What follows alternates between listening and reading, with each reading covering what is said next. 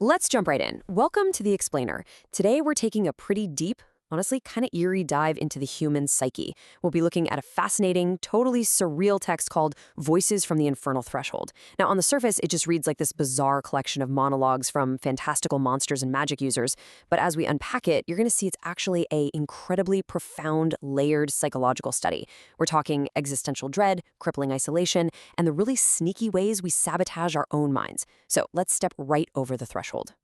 We're kicking things off with this deeply unsettling quote from an entity simply known as the Ninja, and it really perfectly sets the stage for our central theme today. When these entities talk about hell, they absolutely aren't talking about, underground caverns full of fire and pitchforks. The hell they live in is essentially a mirror. It's a direct reflection of our own internal psychological landscapes. It's really the dark, neurochemical reality of how our minds can just slowly turn against us over time. Which leads us to a pretty crucial question. Are we actually trapped in an inferno of our own making? It's so easy to look at bizarre, alien creatures as pure fiction. But as we peel back the layers in this explainer, I want you to think about your own everyday moments. Those flashes of existential dread, those feelings of intense isolation, or even just the times you've actively undermined your own goals.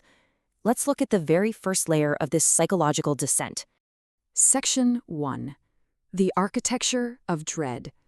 The Wizard's Conscious Regret. Our first subject is the wizard. Now, he possessed a nigh-perfect life, but, well, he got a bit greedy. He attempted to cast this massive spell to merge the physical world with the psychological world, trying to manifest qualia on a macroscopic scale. Put simply, he wanted to make his internal mind and his own subjective feelings completely indistinguishable from the actual external physical reality around him. And this is exactly where the tragedy lies. The wizard tried to literally force his internal psychological symbols into absolute physical reality. But when we try to force the chaotic, completely unpredictable physical world to perfectly align with our internal desires, we fail. The wizard's spell completely collapses his reality, isolating him in this lonely nether region. It's a paralyzing mistake born entirely from the hubris of wanting total, absolute control over existence. The true dread for him begins with a really paralyzing realization. As he admits, he can't just blame nature's eternal chaotic determinism. It was his choice. Conscious blame is an incredibly heavy burden to carry. True existential dread locks in when we realize that our isolation isn't always just some accident of the universe. Sometimes we built the walls ourselves. We ruined a nearly perfect life through our own unyielding choices. Section 2. Consumed by our memories. The subconscious trap. We transition from conscious regret over to the subconscious trap as we meet the alien creature. This is a being that literally eats memories to power itself. Psychologically speaking, this represents inescapable rumination. And it doesn't just feed on those huge blood-soaked traumas or the super positive milestones. It feeds on random, blank slate moments too. The creature notes that memories are essentially a feast laid out by the universe. When we endlessly ruminate, we are just allowing our own minds to be consumed by the heavy gravity of our past.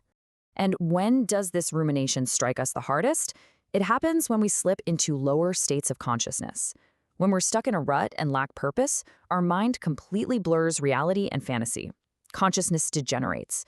We're left with this raw, ragged existence, and we become incredibly vulnerable to being devoured eternally by our own echoing thoughts.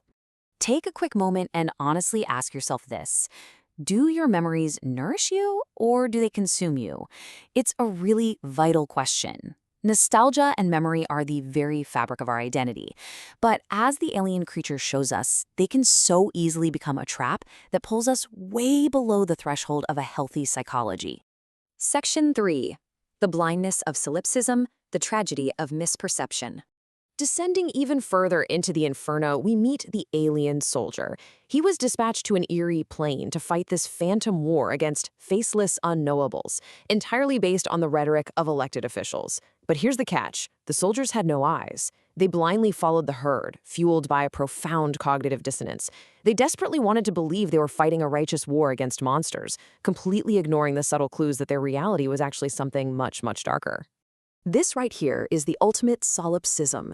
When the soldiers arrived, there were 0 enemies. There were only mirrors. But because they couldn't see, they fired their weapons, and their own projectiles bounced right back, hitting them. They interpreted this as being under attack. They projected their internal hostilities outward, totally failing to realize they were trapped in a realm of their own reflection, actively destroying themselves. It's a profound heartbreak, honestly.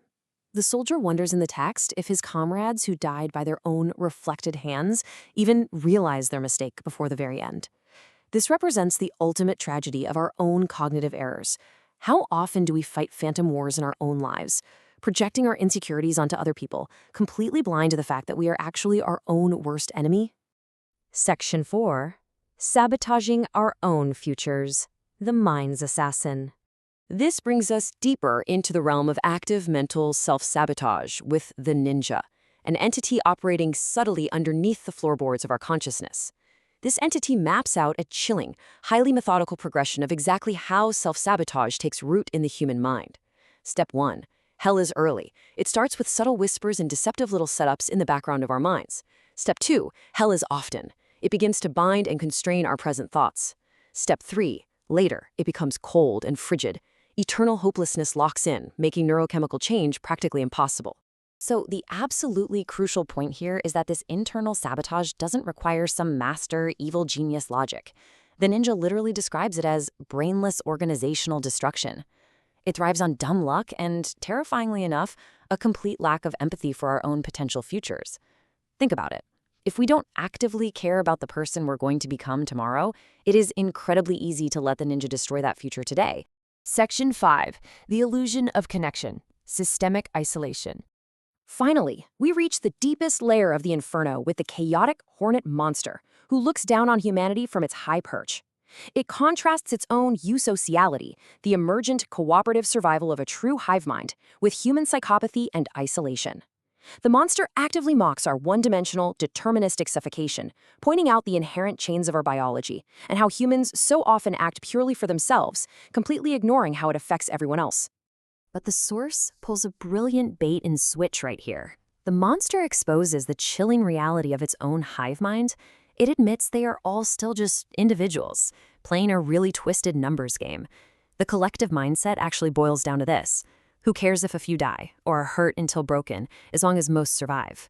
It perfectly masks true systemic isolation behind the shiny guise of a superorganism. The hornet concludes that societal connection is more often than not just an artifice. It compares it to termites building grand, complex cathedrals. The structures themselves are magnificent, sure, but the individual builders are blind, isolated, and fundamentally disconnected from one another. It's just a biological chain disguised as inherent cooperation. We build massive societies, yet we can remain profoundly, painfully alone within them. So let's look back at the psychological descent we've just mapped out together today. We started with the wizard's paralyzing conscious hubris. We moved into the creature's trap of memory consumption.